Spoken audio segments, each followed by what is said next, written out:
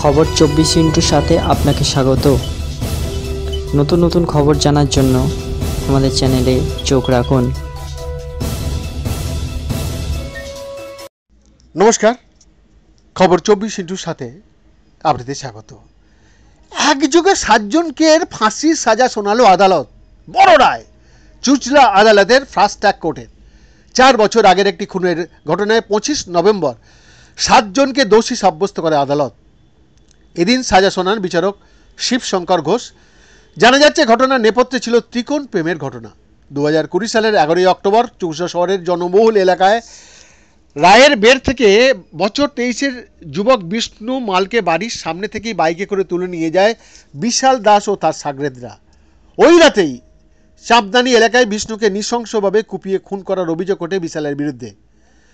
আলাদা করে ফেলা হয় মাথা, দিয়ে কেটে 6 টুকরো করা হয়। পরে তা প্যাকেটে করে সায়রাফুলি ও বদ্যিবাটির বিভিন্ন জায়গায় ফেলে দেওয়া হয়।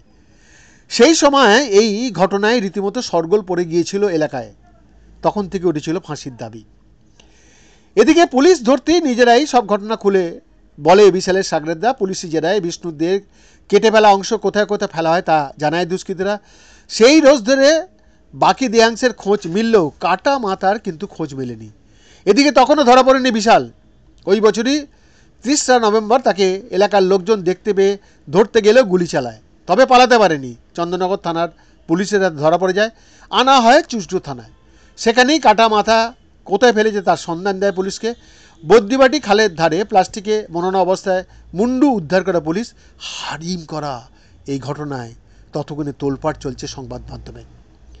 বিশাল দাস ছাড়াও ফাঁসির সাজা হয়েছে রামকৃষ্ণ মণ্ডল, রতিন সিং, রাজকুমার প্রামাণিক, রতন ব্যাপারী, বিনোদ দাস, বিপ্লব বিশ্বাস, মান্তু ঘোষ ও শেখ মিন্টুর। সরকারি আইনজীবী বিভাস চট্টোপাধ্যায় বলেন, 34 জনের সাক্ষ্য নেওয়া হয়েছে। বিষ্ণু একটা মেয়েকে ভালোবাসত, সেই প্রেমের কারণেই এই ঘটনা। মুরগি কাটার চপার দিয়ে টুকরো টুকরো করে কাটা হয় দেহটাকে। এটা একেবারেই বিরলতম ঘটনা। 7 জনের ফাঁসির সাজা হয়েছে, আর বাকি 1 জনের 7 বছরের জেল হয়েছে। বৈদ্যনাথ দাসের রিপোর্ট, খবর 24/7।